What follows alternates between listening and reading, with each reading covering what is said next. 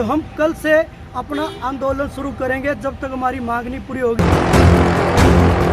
CDLU university में कल विद्यार्थी करेंगे स्ट्राइक। जी हाँ दोस्तों, नमस्कार। आप जुड़ चुके हैं लोकतत्व न्यूज़ के साथ। जैसे कि सभी को पता ही है कि सीडीएलयू यूनिवर्सिटी पिछले लंबे समय से अपने परीक्षा परिणामों की वजह से चर्चा का विषय बनी रही है।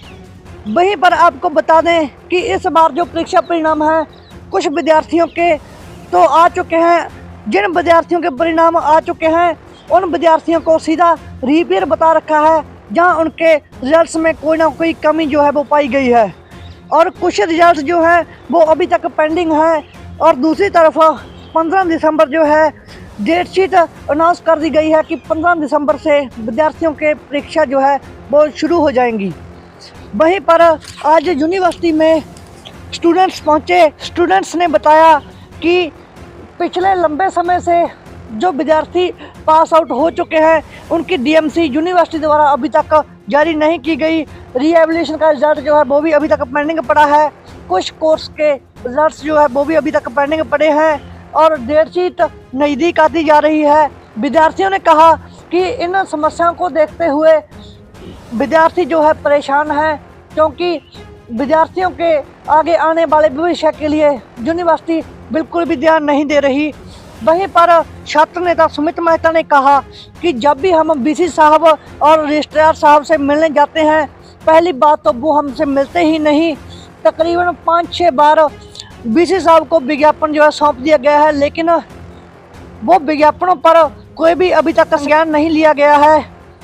सुमित मेहता ने ये भी कहा कि जो वीसी साहब हैं वो सरकार का एक पिट्ठू है, क्योंकि जब भी हम वीसी साहब से मिलने के लिए जाते हैं तो वीसी साहब पहली बात तो हमसे मिलते नहीं, क्योंकि उनके पास बहाने जो हैं वो तैयार होते हैं कि आज हमारी मीटिंग चल रही है, जहां हमारा इंटरव्यू चल रहा है।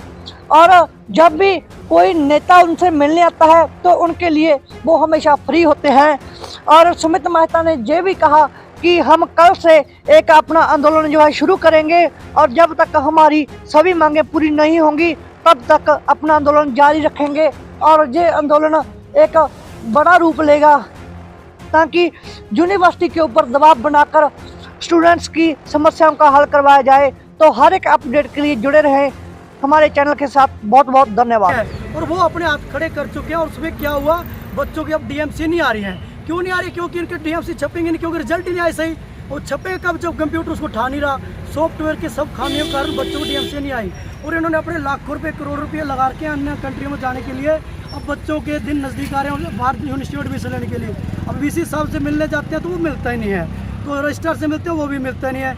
तो हम सरकार से निवेदन करते हैं कि इनका समाधान करें, नहीं तो हम कल से अपना आंदोलन शुरू करेंगे। जब तक हमारी मांग नहीं पूरी होगी तो हम अपना आंदोलन जारी रखेंगे। कितने के बच्चे होंगे? क्योंकि अगर इस यूनिवर्सिटी की बात की जाए तो लगभग 70-80 कॉलेज हैं इसके अंदर। देखिए 70 से 80 जो आप कॉलेज कह रहे हो, 15 से 20 हज़ार विद्यार्थियों का अभी तक डीएमसी नहीं आया और कुल मिला के आपके ये फर्स्ट ईयर के, 5th ईयर के और अपने रीपेयर के बच्चों के अभी तक रिजल्ट नहीं आया इस यूनिवर्सिटी में। और नेक्स्ट डेट शीट भी निकाल दिया पेपरों की।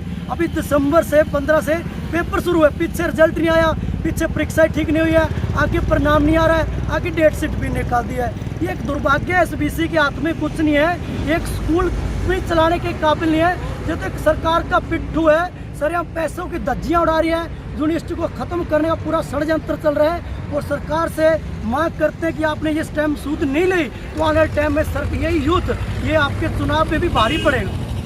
मीटिंगें तो काफ़ी बार हो चुकी हैं, काफ़ी बार कंट्रोलर साहब से भी आप मिले हो, वाइस चांसलर से भी मिले हो, ज्ञापन भी दिए हैं, आज भी शायद आप ज्ञापन देके हो। समाधान क्यों नहीं हो रहा? वजह क्या हो? देखिए हम समय समय पे कोई भी समस्या आती है हम वीसी रजिस्ट्रार कंट्रोलर को अवगत करवाते रहते हैं। कुछ समाधान होते हैं, लेकिन कुछ ऐसी चीज़ें होती हैं जो राजनीति कह सकते हैं। हमने जब भी जाते हैं तो सुना भी कहीं से कहीं दबाव आ जाता है, सरकारी है तो ये कहीं ना कहीं मिलता नहीं है। इनकी कुछ सरकारी इनके संगठनों कुछ राजनीतिक संगठन है, ये उन्हीं की मनमानी से काम करते हैं, गुंडागर्दी करते हैं। इस वीसी के हाथों वैसे भी कुछ नहीं, इसको 1% भी नॉलेज नहीं है।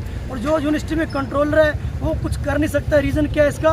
क्योंकि ये राजनीति लोगों को ठेके दिए गए हैं और वो ठेके इनके कारण इनके हाथ में भी नहीं है, इसलिए हमें बच्चों को चुप होकर वापस जाना पड़ता है।